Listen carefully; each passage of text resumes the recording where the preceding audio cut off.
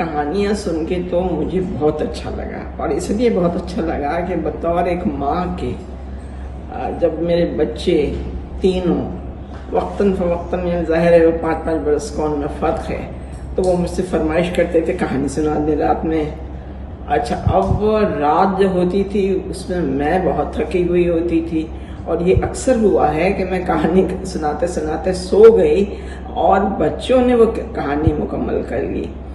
और हमारे यहाँ तो बच्चों का तो कोई ख्याल रखा ही नहीं जाता, और कोई भी उनको न वक्त देता है, न उनकी ज़हनी तरबियत करता है, न उनकी अखलाक़ी तरबियत करता है। तो मैं समझती हूँ कि फ़नाना ने बहुत अच्छा काम किया है, और उनकी कहानियाँ मैंने पढ़ी भी हैं, क्योंकि उन्होंने पहले ये कहानियाँ लिखी थी, और जहाँ तक मुझे याद पड़ता है कि ये नेशनल बुक फाउंडेशन से छपी थी।